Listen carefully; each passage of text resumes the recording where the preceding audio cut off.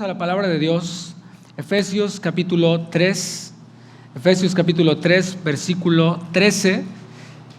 El precio de la unidad es el tema número 7 de esta serie, Efesios, identidad, unidad y propósito. Estamos estudiando la epístola a los Efesios versículo a versículo y hoy hemos llegado al capítulo 3 de Efesios y veremos de los versículos 1 hasta el 13, una porción algo larga que cubriremos el día de hoy, pero vamos a tomar como base el versículo 13, Efesios 3:13. ¿Ya lo tiene?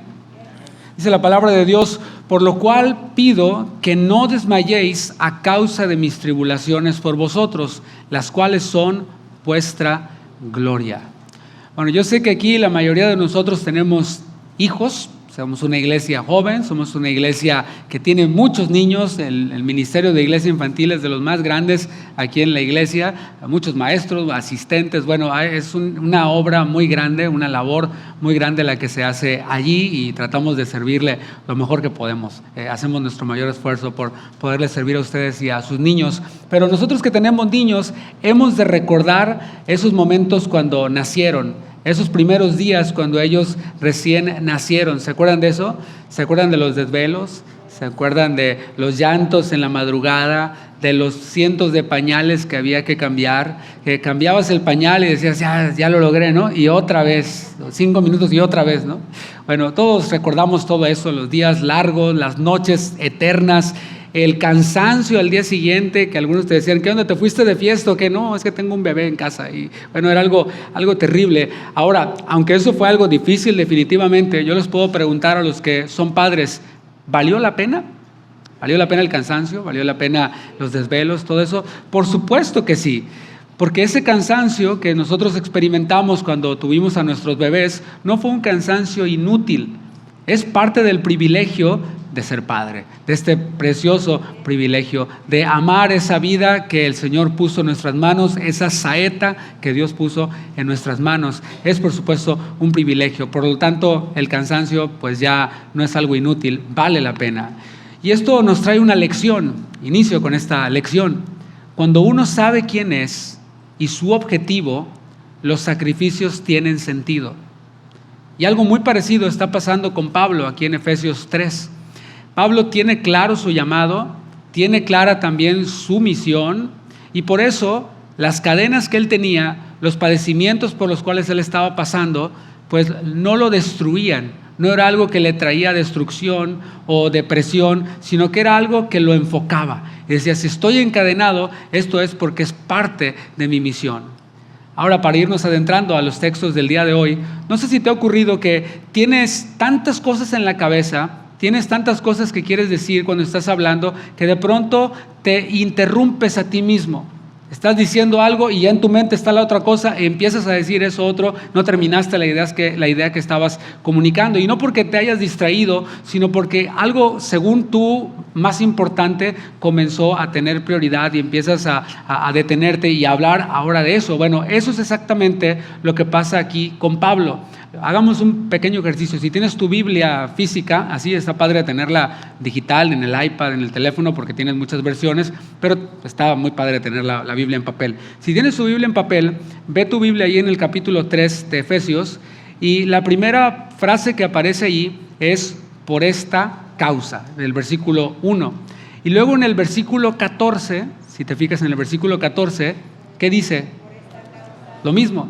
Bueno, entonces Pablo va a comenzar una oración, una frase en el capítulo 3, versículo 1, pero se interrumpe a sí mismo. Y esta interrupción dura desde el versículo 2 hasta el versículo 13. En el versículo 14 ahora sí retoma lo que iba a empezar a decir. Esto es, estamos ante una interrupción del apóstol Pablo. Él había venido desarrollando un tema glorioso, lo que vimos la semana pasada, que somos un solo pueblo en Cristo, formado por judíos, formado por gentiles, unidos, sin muros, sin barreras, sin rangos jerárquicos. Y cuando Pablo se dispone a continuar con la oración que está en el versículo 14, parece que escucha el sonido de sus cadenas. Dice, por esta causa, y se cuenta que iba a decir, doblo mis rodillas ante el Padre, pero cuando dice por esta causa, como que el sonido de esas cadenas que él tenía suenan y lo interrumpen, y él comienza a recordar su misión. Siente Pablo que sus lectores podían desconcertarse y estar preocupados por él. Piensa que tal vez algunos de los que él había conocido, él había discipulado, evangelizado, quizás estaban desanimados al saber que su apóstol está preso. Así que Pablo abre este paréntesis largo pastoral para decirles: no desmayen por mis tribulaciones. Estas tribulaciones son parte también del plan de Dios y es para gloria de ustedes. Es como si Pablo dijera: si estas cadenas sirven para que ustedes entiendan el amor de Cristo, si ayudan a revelar el misterio que Dios me confió para enseñar, entonces valen la pena las cadenas. Y aquí comienza la enseñanza. La unidad tiene un precio y Pablo está dispuesto a pagar ese precio con gozo. Leamos el versículo 1. Por esta causa, yo, Pablo, prisionero de Cristo Jesús por vosotros los gentiles. Y aquí es algo que se vio ya en el capítulo 1, al principio veíamos y volvemos a ver aquí cómo él no se considera un prisionero de Roma, aunque el imperio romano lo tenía prisionero, pero desde su perspectiva no era Roma quien lo tenía prisionero, sino que él decía: yo estoy en las manos de Cristo. No es Roma quien me tiene prisionero, es por Cristo por quien yo estoy aquí, el que está por encima de los romanos. Y aquí hay un principio poderoso para nosotros. Nuestra identidad en Cristo define cómo nosotros vamos a interpretar cualquier sufrimiento. Si nosotros conocemos nuestra identidad en Cristo, esta es la que va a definir cualquier circunstancia, cualquier sufrimiento que nosotros estemos pasando. Pablo no mira sus cadenas como un castigo, no mira sus cadenas como un fracaso, las interpreta como parte del llamado que Dios le dio. La misión de Pablo le da sentido al dolor. Cuando conocemos nuestra identidad, cuando conocemos nuestra misión, nuestro propósito, el sufrimiento cobra sentido. Y hoy estamos en un tiempo que, no podemos negar. Es un tiempo, es una realidad, ya se ha vuelto una realidad. Hoy muchos sienten temor ante esta realidad que nosotros estamos experimentando. Ustedes saben a qué me refiero, a lo que tiene que ver con esta tensión migratoria que hay en el país. Es una realidad que preocupa, sin duda. Pero si recordamos que Dios tiene este país en sus manos, y si recordamos también que Dios nos tiene en este país, que Él fue el que nos trajo a este país, al menos yo recuerdo, mis hermanos, cómo ya estaba en el plan de Dios que yo estuviera en este país. Hace más de 20 años estábamos en una iglesia ministrando en el estado de Veracruz, para ser exactos, en Cerro Azul, Veracruz. Algunos ni saben que existe eso, pero bueno, de ahí era un futbolista muy famoso del Cruz Azul, ese apellido Hermosillo, Carlos Hermosillo. El punto es que estábamos ahí ministrando en esta iglesia, en Cerro Azul, Veracruz, y se acercó una hermanita que no conocíamos y que tampoco nos conocía, solo veía que estábamos ahí cantando en la alabanza. Se acerca con mi mamá hasta el baño y le dice: tengo una impresión de parte de Dios para darte. Y es que el Señor, percibo que me está mostrando que ustedes van a salir de su ciudad. Y ese fue el primer shock para mi mamá. Y dijo: mi papá era empleado federal, tenía un buen trabajo, con seguro, con pronta jubilación, todo bien. Ni por aquí pensábamos salir de la ciudad. Pero le decía: espera, no solo van a salir de la ciudad, van a salir del país. Y mi mamá: ni visa tenemos, señora. Se equivocó, doñita. Todo eso en la mente de mi mamá, ¿no? Dice: no, pues bueno, gracias, hermana, pero yo los voy a llevar para allá, dice el Señor, con un propósito. Y 20 años después, creo que este era el propósito que Dios tenía. ¿Me explicó?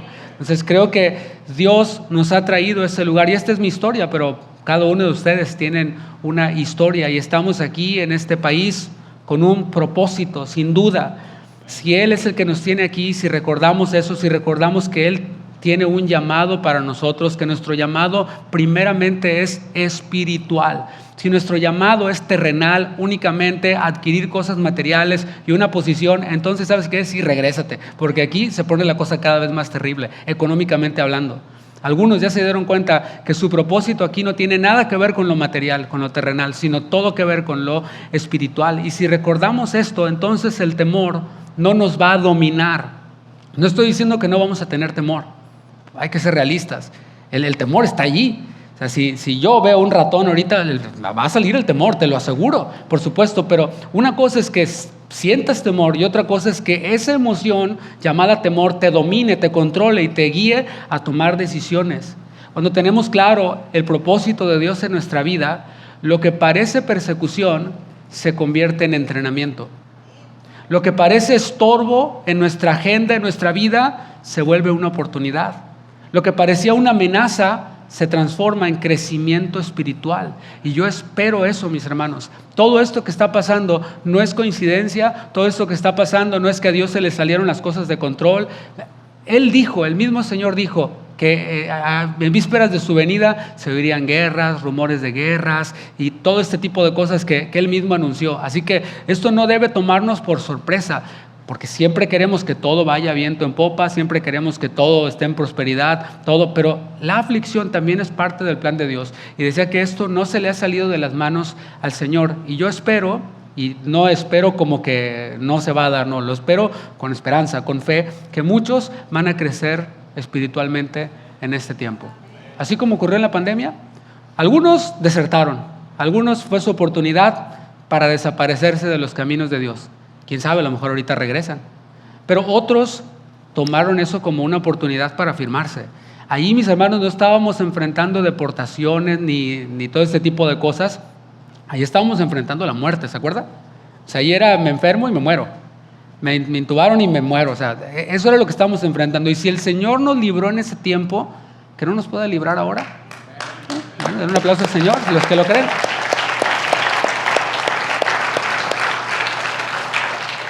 Yo espero eso, que en ese tiempo muchos van a acercarse, muchos van a crecer espiritualmente, van a madurar espiritualmente, van a empezar a aplicar ahora sí todo lo que aprendieron. Así como Pablo veía sus cadenas como parte de su misión, nosotros podemos y debemos ver estos tiempos como parte del proceso de Dios, que es fortalecer a su iglesia, fortalecer a su iglesia. Yo percibo eso. Yo últimamente he percibido, he platicado con mi esposa en los tiempos de adoración que hay una mayor sensibilidad de la que había anteriormente, y así suele ser. Cuando estamos en los tiempos de bendición, de bonanza, de prosperidad, decimos ahorita no, joven, muchas gracias, estoy cansado por el trabajo, tengo mucho trabajo. Mañana que hay taller, no cuente conmigo, estoy ocupado. Pero cuando hay tiempos difíciles es cuando más nos despertamos y oramos. Y Señor, antes ni por los alimentos oraba, pero ahora sí, Señor, antes de salir, Padre, ay Señor, aleluya, y baja la gloria y hasta en lenguas y todo. Claro, bueno, eso es algo, entonces ya ves que tiene un buen propósito todo esto. Pablo declara que su sufrimiento es, dice el texto, por vosotros los gentiles. No es un sufrimiento inútil o genérico, es sufrimiento con destinatario, un sufrimiento que tiene nombre, con dirección, con propósito. Así como los padres soportamos los desvelos por nuestro bebé precioso, Pablo soporta las cadenas por la iglesia. Así que si nosotros vivimos para servir a los demás, el servicio auténtico siempre va a tener un costo. Servir a Dios tiene un costo. La salvación es gratis, es por gracia, gratis, por medio de la fe, de creer en Cristo. Ya está, es todo. Lo que necesitamos para ser salvos es creer en Cristo, recibir el regalo de Dios. Pero el discipulado, en donde va incluido el servicio, el ministerio, ese es costoso. Y por eso Jesús les dijo, así como el que va a construir una torre se sienta primero y calcula para ver si tiene para construir la torre, no se vaya a quedar a medias y luego venga a ser la burla de todos. Bueno, así ustedes también siéntense y calculen. El discipulado, el servicio siempre tiene un costo. Sin embargo, eso es lo que estamos aprendiendo, que vale la pena pagar ese precio. Así que si nuestro amor es real, si nuestro amor por Dios es real, si nuestro amor por los hermanos es real, pues vamos a estar dispuestos a pagarlo. Porque el ministerio no se mide por la comodidad, sino por la entrega. La identidad de Pablo está ligada al amor por Cristo y al amor por los gentiles. O sea, Pablo no ama primero a la gente y luego a Cristo. Él ama primero a Cristo y de ese amor hacia Cristo fluye todo lo demás. Esa es la clave aquí. Es amar a Cristo, y si yo amo a Cristo, de su amor va a fluir el amor por los demás. Cuando Cristo es el centro, cada sacrificio sabe a propósito. Versículo 2. si es que habéis oído de la administración de la gracia de Dios que me fue dada para con vosotros. Cuando Pablo dice, si es que habéis oído, no está dudando, no está diciendo como que pues, a lo mejor oyeron, no. En griego esta frase significa, ustedes saben perfectamente de qué les hablo. Es una manera de reforzar que su llamado no está en discusión, que el llamado de Pablo no está en discusión. Y esto nos enseña algo, a mí me enseña algo. Un pastor, uno como pastor, debe estar firme en su llamado. ¿Quién fue el que me llamó y a qué fue a lo que me llamó? Hemos de estar seguros de eso. Ahora, van a haber otros que no lo van a reconocer, el llamado. Así como con Pablo. O sea, había algunos que decían, no, Pablo no es un apóstol verdadero. Y tenían sus argumentos y decían todo tipo de cosas, ¿verdad? Eres un falso apóstol, etc. Eso se sufre, parte del sufrimiento, viene en el paquete, todo bien. Aunque otros no reconozcan nuestro llamado, el llamado de los pastores, nosotros debemos de estar firmes en eso. Si otros no valoran el llamado, pues ellos se lo pierden. Es todo. Alguna vez alguien me dijo, es que yo a ti no te veo como pastor. Ok, pues no lo soy, para ti no lo soy. Pero eso no quiere decir que no sea pastor. No soy tu pastor, pero el Señor me llamó a pastorear. Y eso es. O sea, imagínense que eso me pegara a mí. Ay, qué mal me siento porque no me ve como pastor. Ay, ¿qué tengo que hacer para que me vea como pastor? No, nada, eso es algo voluntario. Cada uno lo hace. Eso no debe afectar nuestra identidad, mucho menos nuestro llamado, porque algunos por tratar de ganarse a las personas, por tratar de ganarse la aprobación de las personas, caen en todo tipo de cosas y afectan su llamado y transgreden la palabra y deshonran el llamado que Dios les dio. Por eso decía que eso no debe afectar nuestra identidad, el que algunos no reconozcan o no honren el llamado. Lo mismo pasa con la iglesia, ya en conjunto. Una iglesia firme es una iglesia segura en lo que cree. ¿Sí? Por esto las iglesias y eso es una crítica no destructiva, sino pues son realidades que uno ve. Iglesias en donde cada culto es, ¿quién sabe qué va a pasar? ¿Quién sabe de qué van a predicar? Ahora van a hablar del anticristo, la otra semana del bautismo, la otra semana de la bestia, y así, o sea, no hay un seguimiento, no hay un discipulado. A ver si me ayudan con el sonido, por favor, porque está un zumbido ahí terrible, gracias. Y a veces predican de los zumbidos y así, ¿no? O sea, de todo tipo de cosas. Entonces no hay un discipulado, no hay una secuencia, no hay un seguimiento, no hay algo que esté fortaleciendo la fe de los hermanos. Y en ese tipo de iglesias no se sabe lo que creen. No tienen una declaración de fe acerca de las doctrinas esenciales o incluso de las doctrinas secundarias. Son iglesias en donde uno cree una cosa, el otro cree otra cosa completamente opuesta y el otro otra cosa. O sea, no hay uniformidad, no hay unidad en las doctrinas como iglesia. Pero una iglesia firme es una que está segura en lo que cree. Es una iglesia que no se deja mover por doctrinas radicales ni por voces que promueven división. Sabe quiénes son sus pastores, saben quiénes les instruyen y saben también cuál es su misión. Y cuando una iglesia tiene clara su identidad, la unidad se fortalece. Y cuando viene el sufrimiento, ese sufrimiento no derriba a la iglesia. O sea, hay iglesias que permanecen sólidas, ¿por qué? Porque saben en lo que creen, a pesar de lo que venga. Pablo introduce una palabra clave y es la palabra administración en ese versículo que leímos. Esa palabra administración, del griego oikonomía, ¿le suena? Nomás le cambiamos la oik y le ponemos y tenemos la palabra economía. Y no está hablando aquí de un plan teórico, sino de el rol de un mayordomo en una gran casa. Ese era el administrador, el oikonomo o el ecónomo, ¿sí? Aquel que administraba los bienes de la casa, de esa gran casa, y su señor lo ponía en confianza, por supuesto, bajo el cuidado de sus bienes, y era el que se encargaba de todo, de pagar a los empleados, de que la yarda estuviera cortada, de que las ventanas estuvieran limpias, imagínenlo, poniendo en nuestro tiempo, por supuesto. Y así es como Pablo se ve. Pablo se ve como alguien a quien Dios le confió algo. ¿Qué le confió? Pues no una casa terrenal, sino un mensaje, un misterio, una misión, un pueblo al que servir. Y esto nos enseña que el ministerio no es posesión personal. No es como que, yo decidí estudiar para pastor y me estudié esta carrera y ahora que ya tengo la carrera, mando mi currículum y a ver dónde me contratan. No es esto, mis hermanos. Aunque así se ve en otros lados, nos enseña esto, que el ministerio no es un título o una posesión personal, es una mayordomía.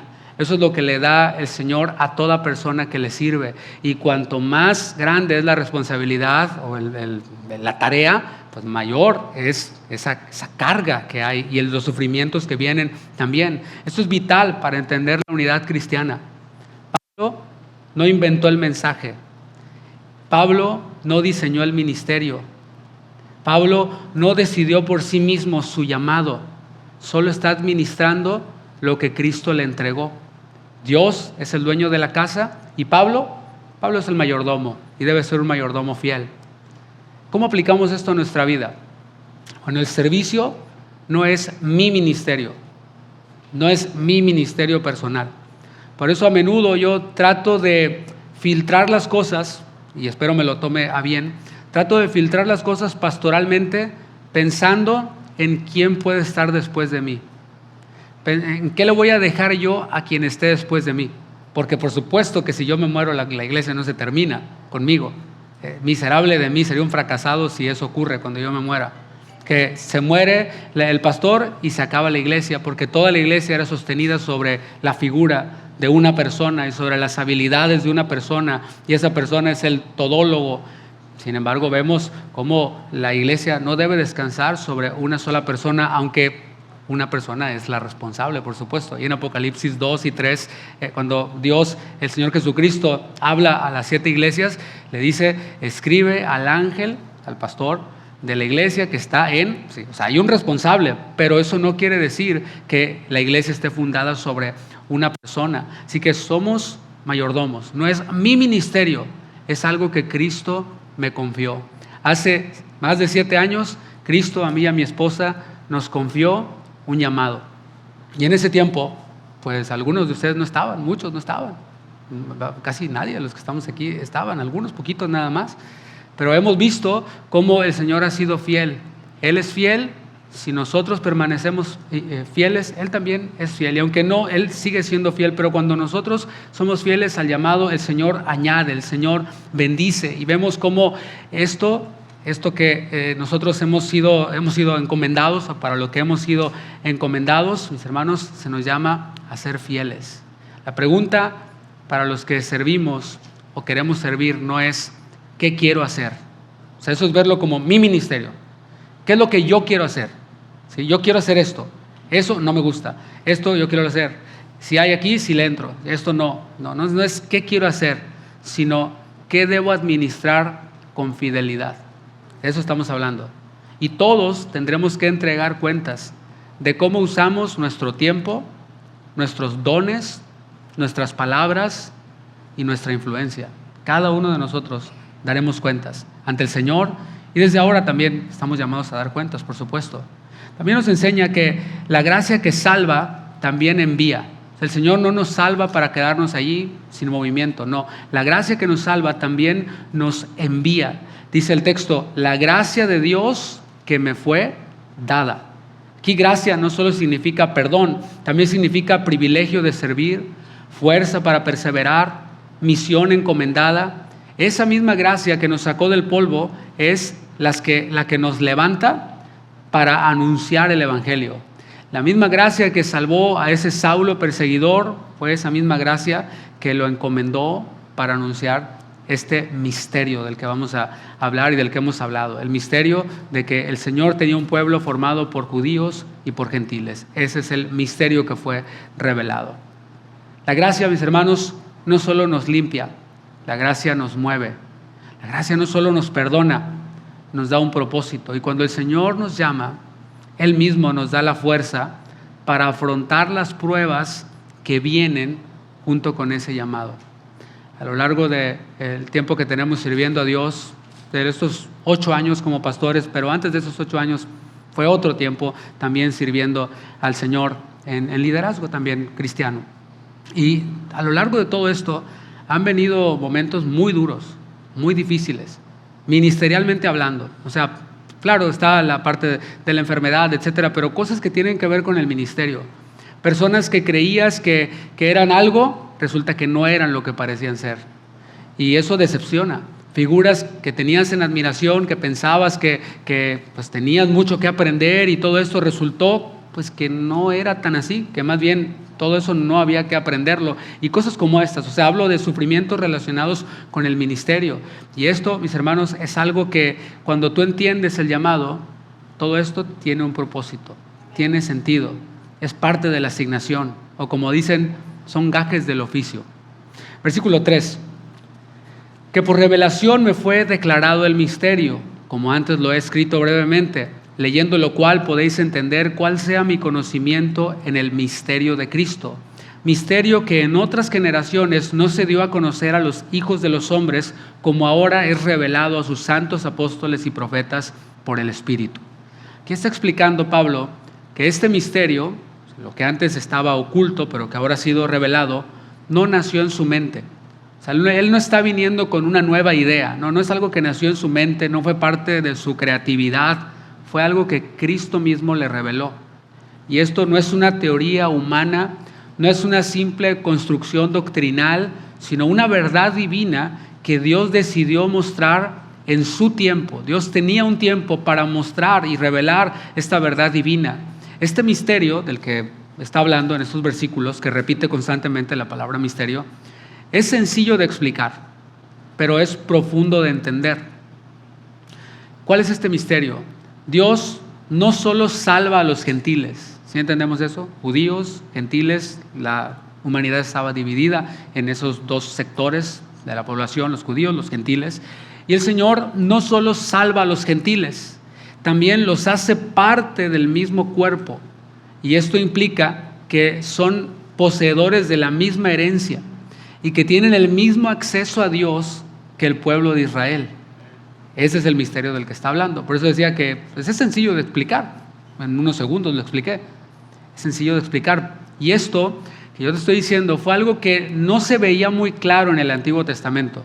Por esto les era difícil a los judíos de aceptarlo, porque era algo que no estaba como muy claro para ellos en las Escrituras. Sí, Dios siempre amó a las naciones. Sí, habla en la Biblia, en las Escrituras, de indicios de que las naciones serían bendecidas. Pero nadie imaginó esto. Judíos y gentiles completamente iguales en Cristo como un solo pueblo.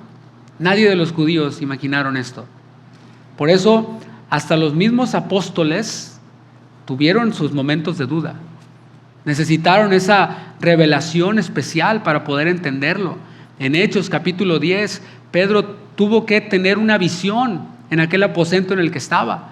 Esta visión tenía que ver con un lienzo de donde bajaban animales, todo tipo de animales que los judíos consideraban como inmundos, langostas y cerdos y todo este tipo de animales. Y empieza Pedro a ver esto y escucha la voz del Señor que le dice: Pedro, mata y come. Y Pedro dice: no, ¿cómo crees? Yo soy kosher, nunca he comido cosa inmunda. Pero el Señor le dice: no llames inmundo a lo que yo he limpiado. ¿Qué estaba haciendo Dios ahí? O sea, no estamos hablando de comida. O sea, no estaba hablando allí el Señor con Pedro acerca de un buffet chino en donde hay todo tipo de comida. O sea, el tema no era la comida allí. El tema que el Señor le quería enseñar a Pedro es: yo he limpiado a los gentiles. Los he preparado para que sean parte de mi pueblo. Ya no los veas como inmundos, porque yo los amé de tal manera desde antes de la fundación del mundo, que di a mi Hijo unigénito para morir también por ellos, y que todo aquel que crea en mi Hijo unigénito, sea judío o sea gentil, venga a ser parte de mi cuerpo, de mi iglesia. De eso es de lo que le estaba hablando. ¿Ves que no estaba hablando de comida? Aunque estaba hablando de comida. Más adelante vemos cómo el mismo Pablo tuvo que ser confrontado por Cristo mismo. Cuando iba en camino a Damasco a perseguir a los cristianos, él veía al cristianismo como una secta que debía desaparecer. Ahí tienes encuentro con el Señor Jesucristo y el Señor le dice: Saulo, ¿por qué me persigues? Dura cosa te es dar cosas contra el aguijón.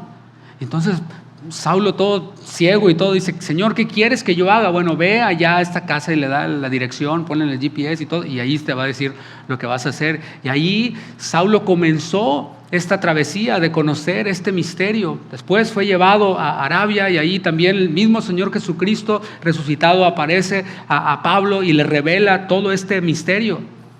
No fue algo fácil para él, le tomó tiempo poder asimilarlo y poder creerlo. Incluso la iglesia primitiva, vemos en Hechos 15, que tuvo que incluso juntar al liderazgo para poder tener un concilio y saber qué onda con los gentiles, qué vamos a hacer con ellos. Deben pasar por los rituales de la ley para poder entrar a la fe y ellos llegaron al tema de no les podemos poner esta carga de que se tengan que hacer judíos y luego cristianos. Si creyeron en Cristo, son parte del pueblo de Dios. Y esto nos enseña varias aplicaciones. Yo anoté muchas aplicaciones, pero tuve que elegir varias. La número 1 es que lo que Dios revela siempre confronta nuestras ideas previas. Siempre. Pablo, como fariseo, nunca hubiera imaginado que Dios uniría a judíos y a gentiles en un solo cuerpo. Pero cuando Dios revela algo, rompe nuestros moldes. No rompe nuestro fundamento, pero rompe nuestros moldes. Y así el Señor todavía sigue mostrándonos cosas que rompen nuestros moldes. El otro día platicaba con un hermano por teléfono, que platico seguido con él, y me dice, oye, ¿sabes qué? Este discipulado que están tomando los domingos, mi experiencia con Dios, dice, me está volando la cabeza, dice. Me está precisamente confrontando con mis ideas previas. Está haciendo una revolución para mí, en el buen sentido. Pues qué bueno, pues flojito y cooperando, mi hermano, qué bueno, déjese transformar por el Señor. Porque digo, si está todo bien en tu vida, pues ¿por qué estás como estás, no? Pero pues hemos de dejarnos transformar por medio de la renovación de nuestro entendimiento, es lo que dice la palabra. Y hoy también tú y yo podemos tener ideas que necesitan ser alineadas con la Escritura.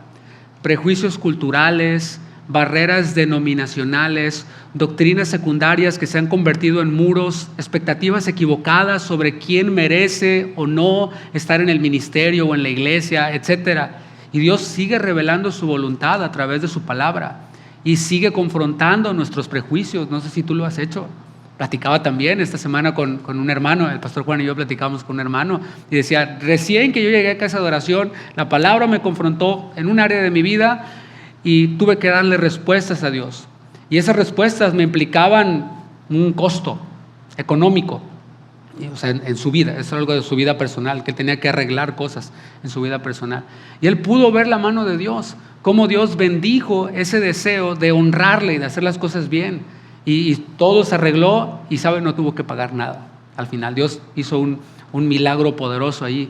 Pero el tema es de que nos tenemos que confrontar con la palabra para que pueda precisamente confrontar nuestros odres viejos, usando el lenguaje de Jesús. Pero hay otra aplicación. Cuando entendemos el misterio de esto de lo que te hablé, un solo pueblo formado de judíos y gentiles sin barreras, entendemos la unidad. Cuando entendemos el misterio, entendemos la unidad. Porque Pablo no predica la unidad solo como un ideal bonito, como los Beatles, ¿no? ¿Se acuerda? Imagine all the people. O sea, este tipo de cosas, o sea, sino lo está enseñando como una realidad espiritual profunda, que Dios decidió juntar en Cristo a personas que naturalmente jamás se hubieran juntado. Si comprendemos esto, vamos a entender que la iglesia no es un club, no es una cultura, no es una tribu. Nosotros somos de la tribu esta y estos son de la otra tribu. No es una preferencia, es el proyecto eterno de Dios.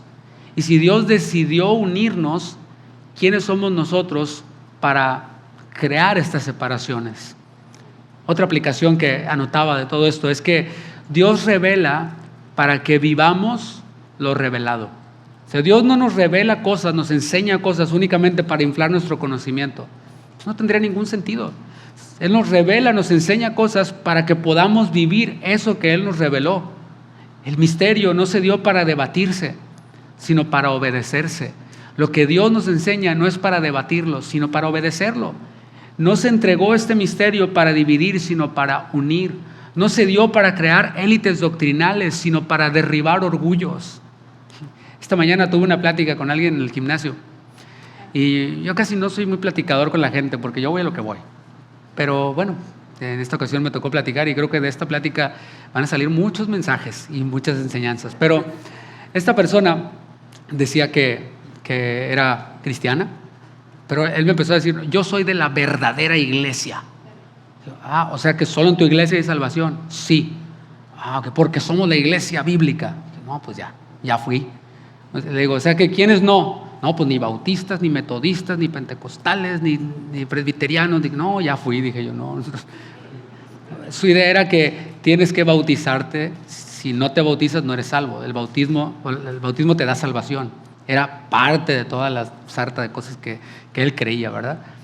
Pero en este diálogo con él, yo podía ver eso, esas divisiones de decir, solo mi iglesia es la verdadera. Solo en mi iglesia hay salvación. Todos los demás están perdidos. Solo la mía es la que viene de la estirpe de los apóstoles. Nosotros hemos continuado con la fe apostólica, con la fe de los primeros cristianos, que se corrompió, pero nosotros la preservamos. Bueno, podemos ver cómo Pablo nos enseña lo contrario. El misterio no se reveló para dividir, sino para unir, para derribar orgullos, no para crear élites. Por eso Pablo dice, me fue revelado para que yo lo anunciara. El propósito de una revelación siempre va a ser transformar nuestra vida, no inflar el conocimiento y descartar a otros. Versículo 6, que los gentiles son coherederos y miembros del mismo cuerpo y copartícipes de la promesa en Cristo Jesús por medio del Evangelio. Aquí Pablo declara el misterio con 3 palabras que lo resumen todo. Y no son palabras decorativas. Cada una rompe un muro doctrinal que separaba a judíos y a gentiles. Dice que somos coherederos, miembros del mismo cuerpo y copartícipes de la promesa. Ahí te va cada uno. Coherederos. Esto nos enseña, habla de una herencia, que en Cristo es la misma herencia la que compartimos. No hay una herencia de primera clase y una herencia de segunda. No. Todos recibimos la misma gracia, la misma salvación, el mismo Espíritu Santo, la misma esperanza de la glorificación. No hay cristianos con derechos especiales, ni cristianos como solamente visitantes del reino. No los hay. En Cristo todos somos hijos. Dije en Cristo. No dije que todos son hijos de Dios. Dije que en Cristo, los que hemos creído en Él, todos somos hijos. Y si somos hijos, somos coherederos con Cristo, como dice Romanos 8:17. Así que cuando entendemos que todos compartimos la misma herencia, ¿dónde queda el orgullo? O sea, ¿cómo yo puedo ser superior a ti si tenemos la misma herencia? ¿Me explico? O sea, somos iguales, recibimos la misma herencia. Ante el Padre somos iguales. No hay espacio para compararnos. Somos uno en Cristo, somos parte del mismo cuerpo. Y así como en un cuerpo hay muchos miembros, y aunque todos son diferentes, todos son guiados por la cabeza que es Cristo. Así que no podemos esperar las mismas cosas. Ahí es donde surge la envidia. Es como si aquí entre nosotros los líderes, los pastores, usted dijera, estoy enojado con el hermano Carlos porque no toca el bajo como el pastor David. Pues no, pero él tiene otras habilidades que yo no tengo. A lo mejor no toca el bajo como yo, pero yo no tengo habilidades que él tiene y que yo las necesito, y que tanto él necesita de lo que yo tengo como yo necesito lo que él tiene. Y así no solo con los líderes, los pastores, sino con todos. Entonces, si yo me frustro tratando de ser como él, estoy cometiendo un error, porque tengo que funcionar en el cuerpo como la parte del cuerpo que soy. Y ya, el que es riñón, pues riñoné. ¿Ya? El que es nariz, pues naricé. Así. Luego dice que somos miembros del mismo cuerpo. Esta es la segunda palabra que menciona. Y es una palabra que Pablo inventó. A menudo Pablo inventaba palabras. El griego, por eso el Señor en su soberanía permitió y tenía ya preparado que el Nuevo Testamento se escribiera en griego. Porque además de ser el idioma más conocido y sobre el idioma que muchos otros idiomas han fluido, es un idioma que te da como para crear tus propias palabras. Entonces Pablo aquí inaugura una palabra, la palabra susoma, que significa 2 pueblos que cooperan, ¿sí? Una realidad invisible, es lo que está mencionando.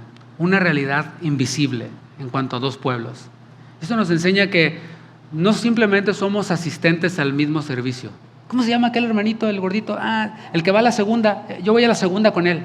No simplemente somos asistentes de un mismo servicio, somos un organismo vivo. Si un miembro sufre, todos sienten eso. Lo estamos viviendo ahora. Hay un miembro de nuestra iglesia que está sufriendo ahora. Y yo he visto cómo eso ha impactado nuestras reuniones, cómo eso ha sensibilizado nuestra unidad. Y yo no sé, pero yo estoy orando más por ustedes cada mañana. A veces en la madrugada me despierto y digo, Señor, guarda a mis hermanos cuando vayan en camino al trabajo, cuando regresen. Te pido que los guardes, Señor. Que estés tus ángeles acampando alrededor de ellos. Y aunque el Señor va a hacer lo que va a hacer, eso no quita que oremos los unos por los otros. Y creo que eso está incrementándose en nuestra iglesia. Entonces, qué bueno que el Señor está permitiendo todo esto. Pero decía que si un miembro sufre, todos lo sienten. Si un miembro cae, todos lo levantan. Así debe ser. Después dice que somos copartícipes de la promesa. ¿De qué promesa está hablando? Está hablando de la promesa del Mesías, del Señor Jesucristo, de la promesa del Espíritu que el Señor Jesucristo habló y dijo, vendrá sobre vosotros el Espíritu Santo, recibirán poder. Estas promesas ahora pertenecen a todo el que está en Cristo, sin importar su origen. Pastor, es que yo soy de Guatemala o yo soy de Honduras, de Nicaragua, sin importar.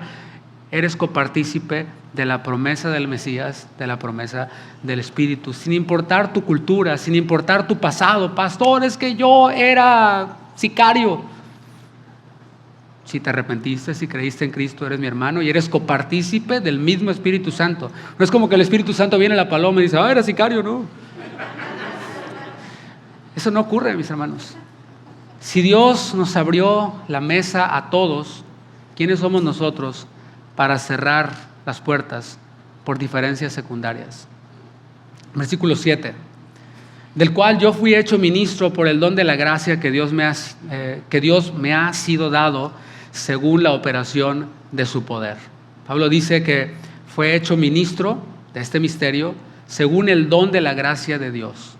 Pablo no necesitó autopromoverse.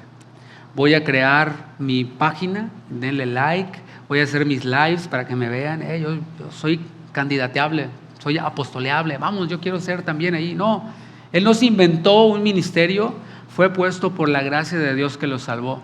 Y su misión, de acuerdo a lo que vemos aquí, es alumbrar este misterio, prenderle la luz a este misterio para que otros lo puedan ver. Esa palabra significa mostrar públicamente lo que Dios tenía detrás del telón. La iglesia, mis hermanos, no existe para esconder a Cristo, sino para mostrarlo. Cuando vivimos en unidad, lo estamos mostrando. Cuando rompemos las barreras, lo estamos mostrando. Y lo he dicho y lo repito, algo que yo amo de mi iglesia, y digo mi iglesia porque soy parte de ella, no soy el pastor, soy miembro también de esta iglesia. Y algo que yo amo de mi iglesia es que habemos personas de toda Latinoamérica acá. Hay tamales, pupusas, ¿qué más? Quesadillas, arepas, de todo. O sea, habemos personas de toda Latinoamérica y eso es algo que está anunciando a Cristo, que está reflejando a Cristo. Porque por otro lado hay iglesias en donde son solamente de un pueblo, o sea, aquí en Estados Unidos, en donde son solamente de un país. Y esta es la iglesia mexicana y está la bandera y celebramos el 16 de septiembre y el mariachi y aquí no entra ningún chapín. No estoy diciendo nada al aire, las conozco. O sea, conozco iglesias de mexicanos donde no entra nadie más que no sea mexicano.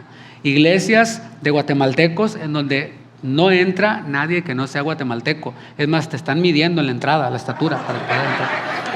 Yo paso, o sea, yo paso, pero luego ya vieron mi pasaporte y dijeron, no, ahí murió, ¿no? Iglesias solamente de hondureños, iglesias solamente de salvadoreños y así. Bueno, yo me animo a hacer esas bromas porque soy chaparrito también, ¿eh? Eso es algo que yo admiro, que habemos de toda Latinoamérica, que habemos de todos los países aquí y que no hay divisiones, que no hay barreras. Y esto, mis hermanos, es algo que lo digo en forma de broma, pero mira, hace muchos años había alguien que era de otro país, no voy a decir cuál, para no aludir a nadie, y servía aquí en el sonido. Entonces me dijo una vez a mí que yo era racista. Yo, ¿por qué? ¿Por qué soy racista? Me dice, porque cuando Cristian te dice algo, como él es mexicano, a él sí le haces caso, pero como yo soy de otro país, a mí no. Yo dije, bro, ni sabía que eras de otro país, yo no me ando fijando en ese tipo de cosas. Pero bueno, ahí manifestó que él sí percibía eso, porque se sentía como que no encajaba. Pero podemos ver cómo pues no se trata de países, de naciones, somos uno solo en Cristo. Cuando nosotros superamos esas barreras, estamos mostrando a Cristo.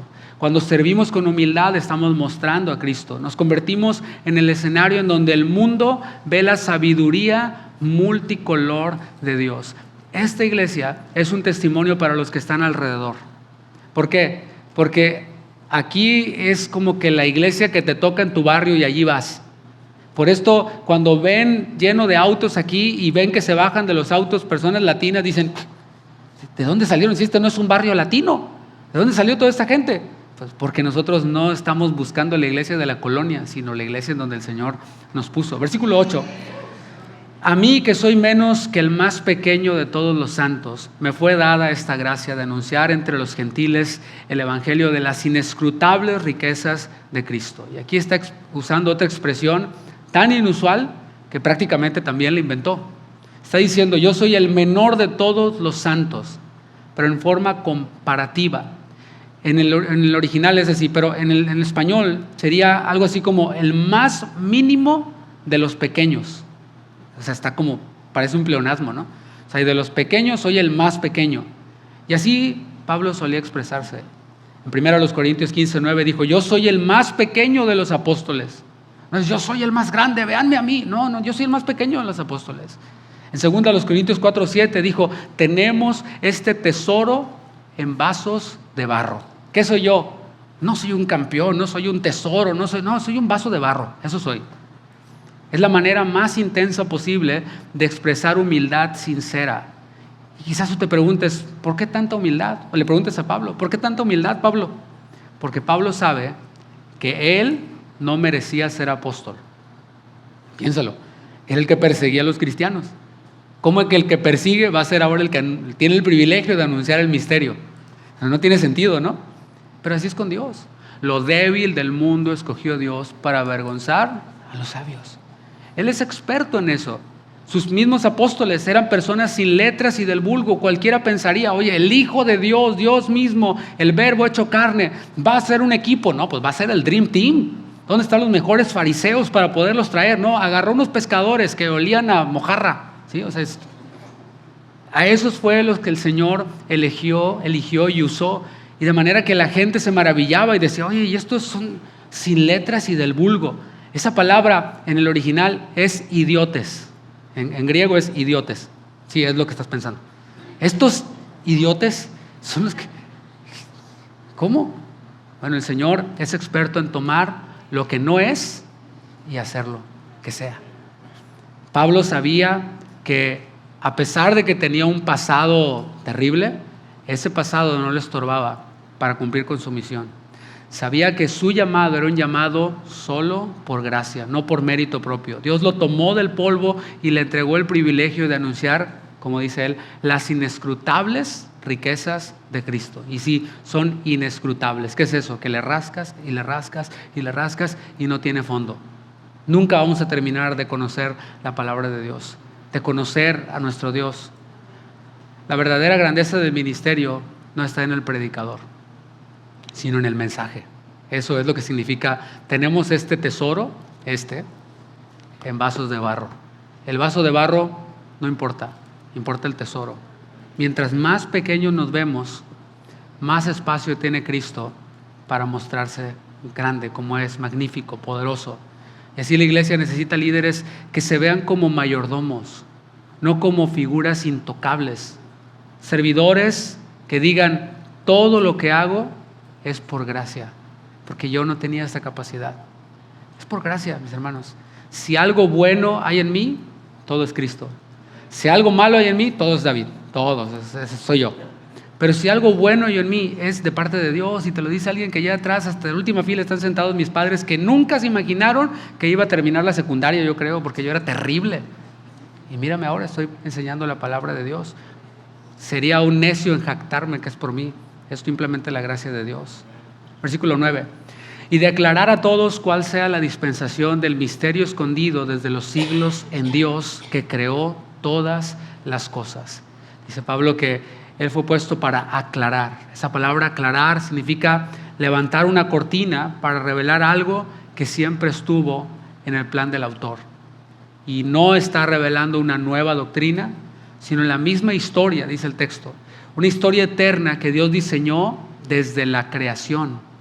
Este plan que vemos aquí no surgió aquí en Efesios, no apareció en Hechos 2 en Pentecostés, siempre estuvo allí, solo que estuvo oculto hasta el tiempo señalado por Dios.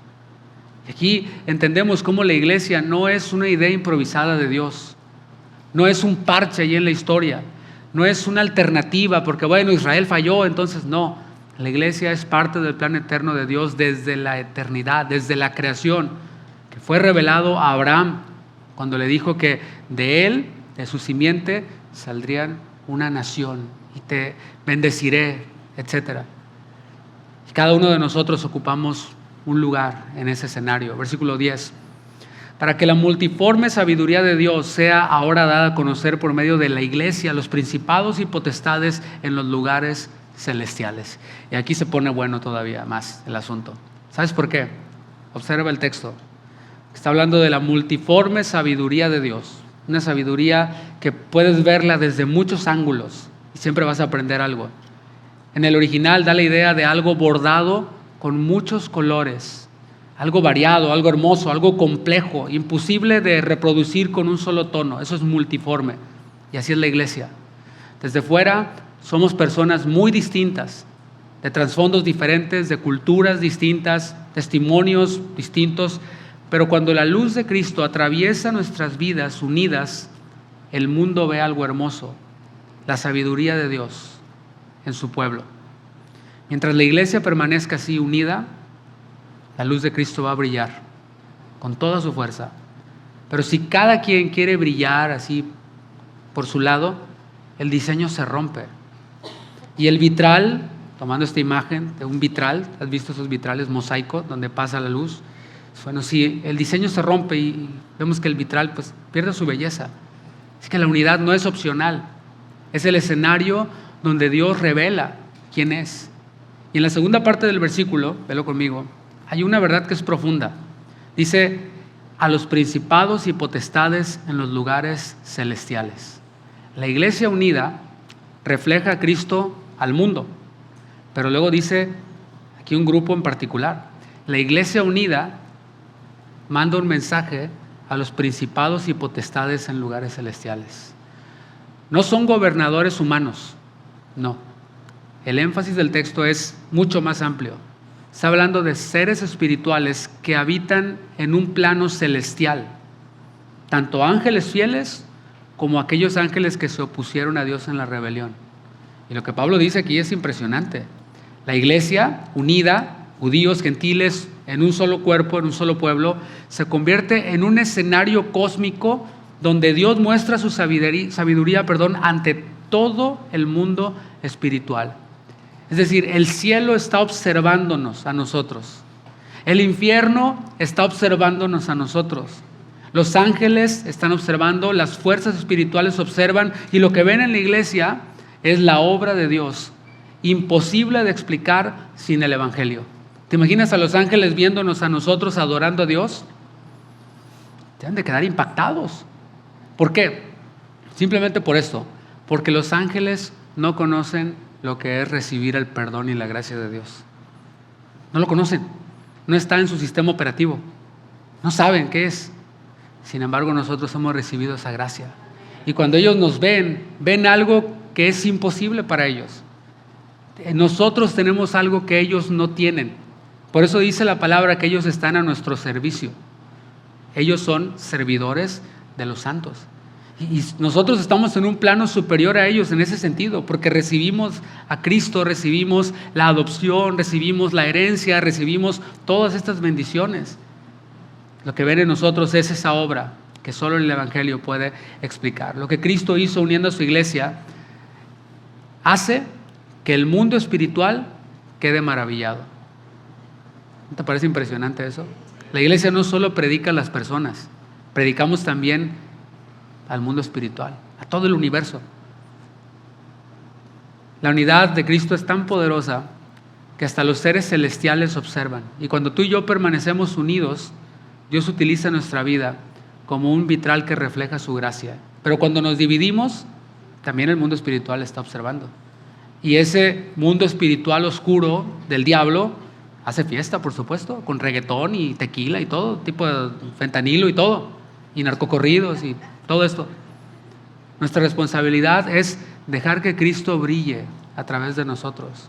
Versículo 11. Conforme al propósito eterno que hizo en Cristo Jesús nuestro Señor. Aquí Pablo afirma que todo esto, lo que ha dicho anteriormente, todo esto viene de un propósito eterno que Dios llevó a cabo en Cristo. No es un plan nuevo, no es un ajuste de emergencia, es lo que Dios determinó desde antes de la creación. Y Cristo siempre ha sido el centro del plan. La unidad de la iglesia siempre estuvo en la mente de Dios. Pero Pablo no se queda en lo teológico. Mira lo que dice el versículo 12. En quien tenemos seguridad y acceso con confianza por medio de la fe en Él. ¿Qué entendemos de aquí, de este versículo? Que el propósito eterno abre un acceso eterno para nosotros. Ese privilegio tenemos. Que la unidad de la iglesia nace desde el trono de Dios. Por esto dice Pablo también que seamos solícitos en guardar la unidad del Espíritu en el vínculo de la paz. Es la unidad del Espíritu. Así que esta unidad nace desde el trono de Dios. Judíos, gentiles, o dicho ahora, latinos, anglos, asiáticos, creyentes maduros, creyentes nuevos, todos tenemos el mismo acceso a ese trono, al trono de la gracia. También nos enseña esto, que nuestra confianza no depende de nuestras emociones, sino de la obra de Cristo. Está hablando allí de confianza, que significa hablar sin miedo. Es lo que la palabra parresia significa. Es venir sin vergüenza, acercarse con libertad interior. Y así nos quiere ver Dios.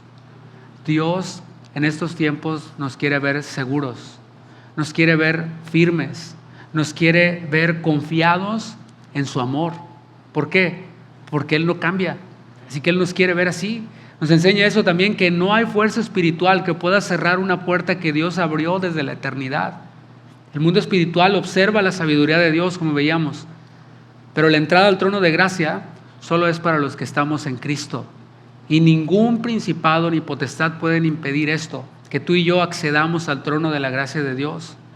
Así que, aplicando esto, este versículo, cuando la iglesia vive con la confianza que el Señor Jesús compró, es difícil que el temor, que la división, que las voces radicales sacudan esto.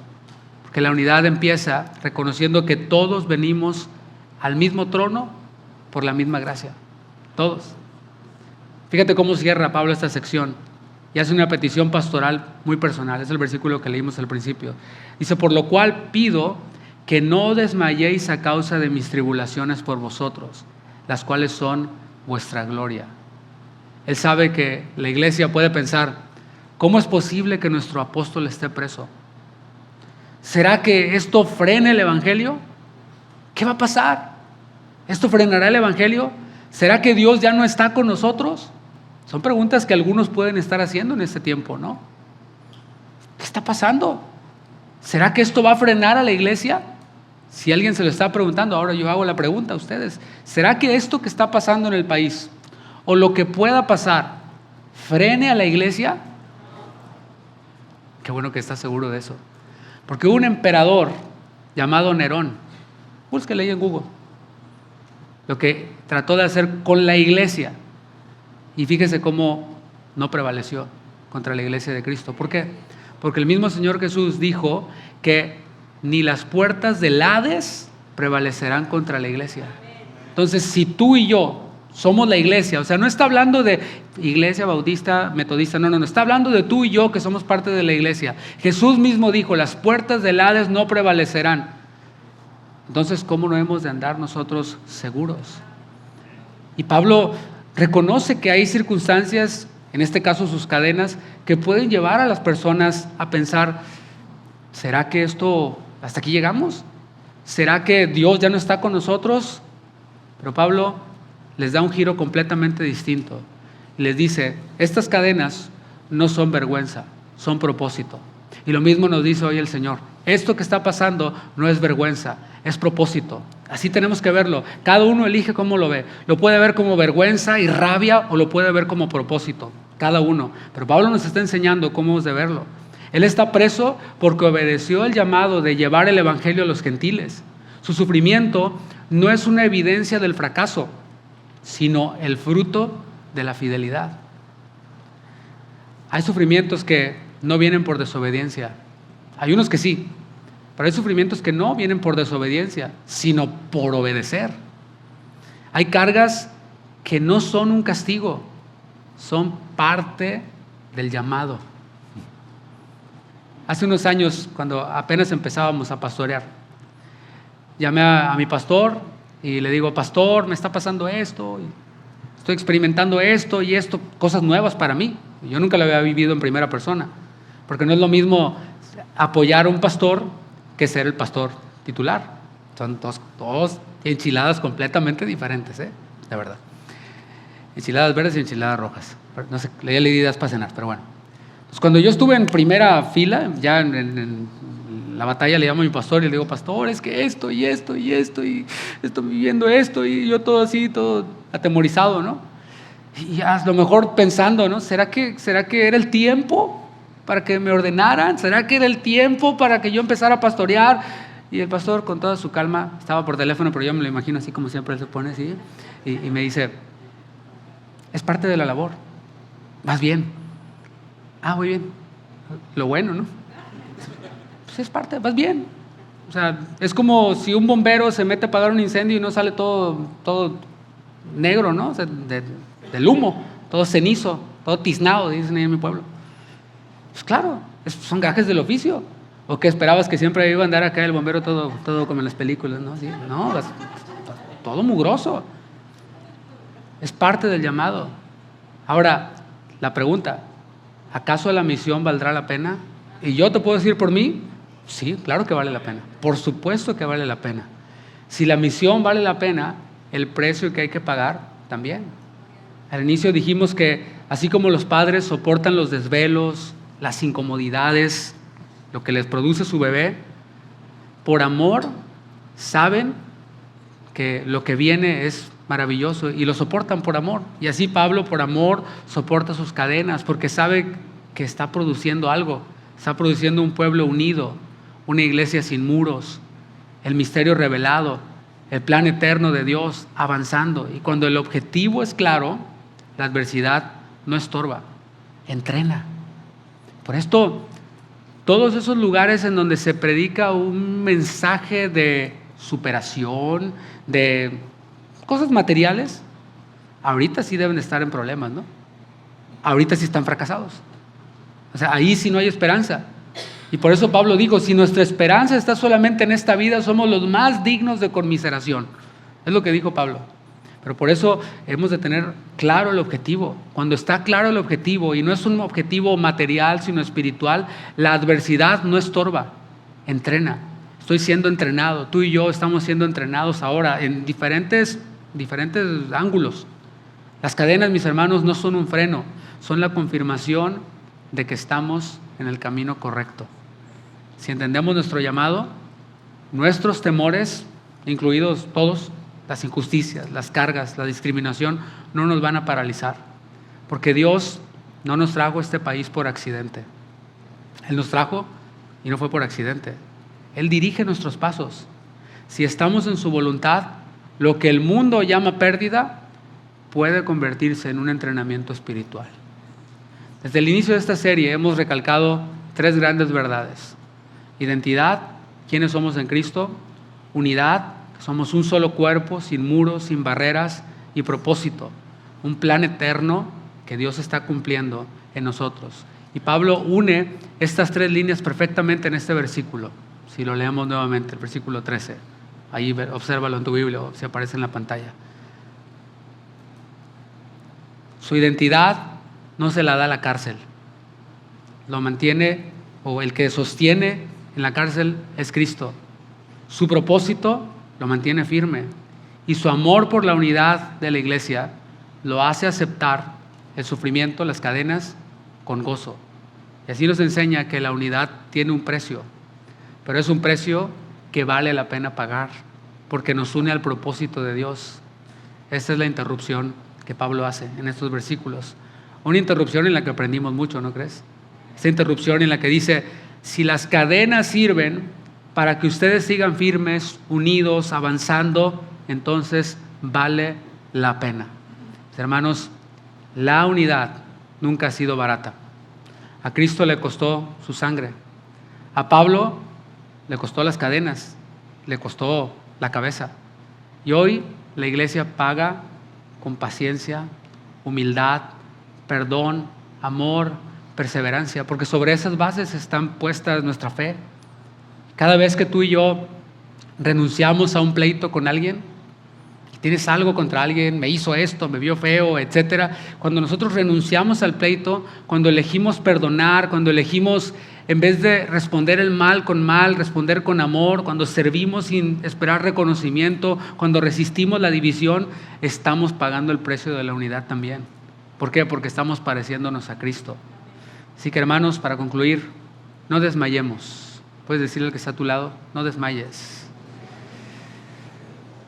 No dejemos que el sufrimiento, las injusticias, las voces radicales, la intimidación, los conflictos externos nos roben la identidad que tenemos en Cristo. Que todo esto quebrante la unidad, que todo esto nos desvíe del propósito, porque Dios está formando una iglesia hermosa, de la cual esta iglesia local es parte. Está formando una iglesia hermosa como un vitral que refleja su sabiduría eterna. Y cada vez que permanecemos firmes en medio de la prueba, ese vitral brilla más. Así que este tiempo es la oportunidad para que ese vitral brille cada día más. Le invito a que se ponga de pie. Y puedes decirle al Señor, con mis palabras o con las tuyas, Señor, hoy decido no desmayar. Aunque haya oposición, aunque lleguen a haber cadenas, aunque llegue a haber persecución, aunque llegue a haber incertidumbre, temor, queremos permanecer fieles a tu llamado. Queremos permanecer firmes en la unidad de la iglesia. Padre, yo oro para que este momento que estamos viviendo como país, que no sabemos cuánto vaya a durar, lo que sí sabemos es que no será eterno, que este tiempo hará que los creyentes de esta iglesia maduren y que lleguen más creyentes que quieren madurar y que lleguen más personas que no quieren conformarse con un cristianismo de banca únicamente, sino que quieren ser formados a tu imagen, discipulados, siendo esa respuesta en medio de un mundo en confusión, siendo una respuesta en medio de una comunidad atemorizada. Es lo que oramos, Señor. Y usa a cada uno de mis hermanos. Queremos ser un pueblo que paga el precio de la unidad, con gozo, con fe, con amor. Gracias, mi Dios, por lo que estás haciendo. Gracias por lo que harás. Gracias por lo que has hecho, Señor. Te exaltamos, te adoramos. Levanta tu voz, mi hermano, en oración. Abrémosle y digámosle, Señor, yo soy tu vaso de barro.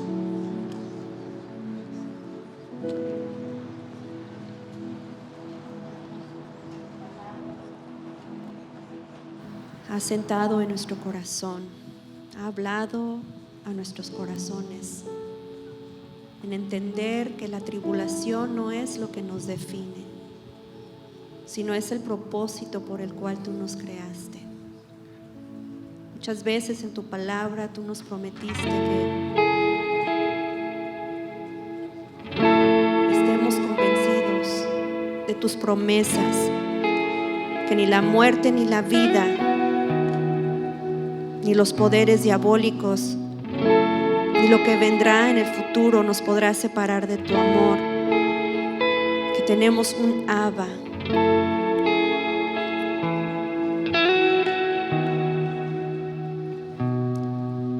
Jesús es el Señor, Soy su siervo por amor, su luz resplandeció en mi corazón. Su gloria es el tesoro, vaso de barro soy, la excelencia del poder es de Dios. Jesús es el Señor, soy su siervo por amor, su luz resplandeció en mi corazón.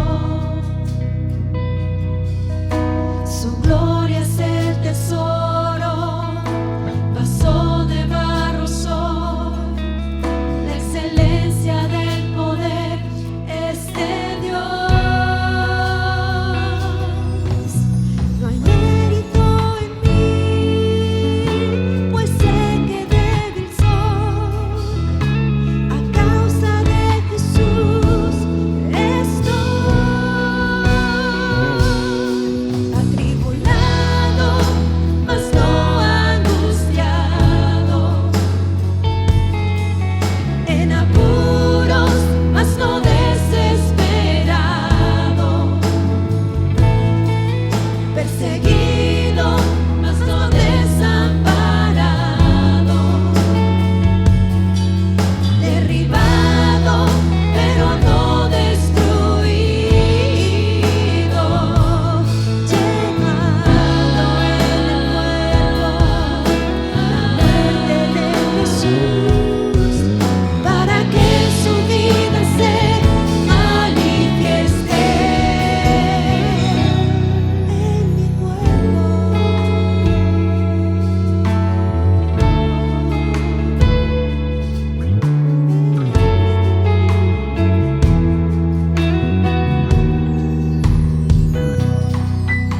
Jesús es el Señor, soy su siervo por amor, su luz resplandeció en mi corazón. Su gloria es el tesoro, vaso de barro soy, la excelencia del poder es de Dios. Jesús es el Señor, soy su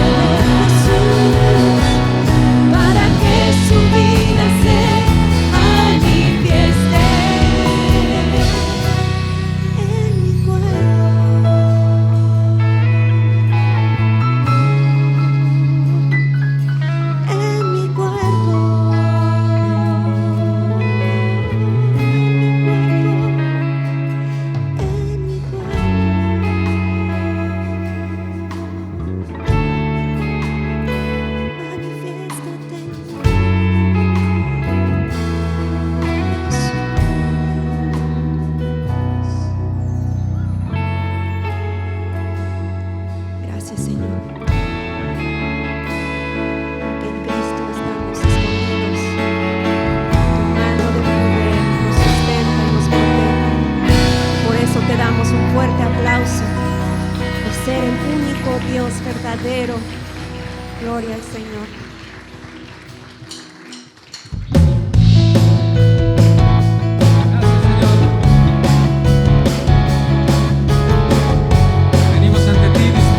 Rendirnos, de pedirte, avívanos, aviva tu obra en medio de estos tiempos, Señor.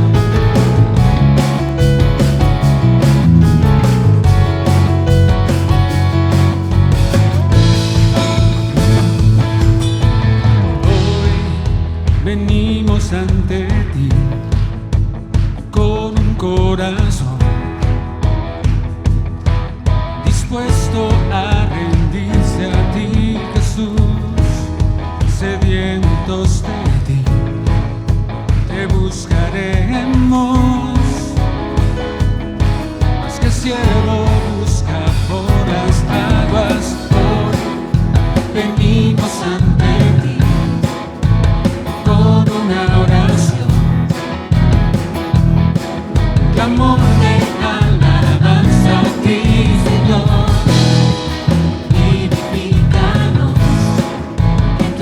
Espíritu, anhelamos ver tu gloria a ti. Más que una canción, es nuestro clamor a ti, Señor. Avívanos, envía tu fuego, que seamos el pueblo que anuncia y ama tu verdad. Abre los cielos, se llena la tierra de tu gloria y alabanza, y las naciones verán. Una vez más, avívanos, envía tu fuego, que seamos el pueblo que anuncia y ama tu verdad. Abre los cielos, se llena la tierra de tu gloria y alabanza, y las naciones verán tu salvación. Sí, Señor, tu visión no ha terminado. Continúa a través de tu iglesia, que en unidad proclamará de tus grandezas. Cantemos. Hoy venimos ante ti con un corazón dispuesto a rendirse a ti, Jesús, sedientos de ti, te buscaremos, más que el cielo busca por las aguas. Hoy venimos ante ti con una oración,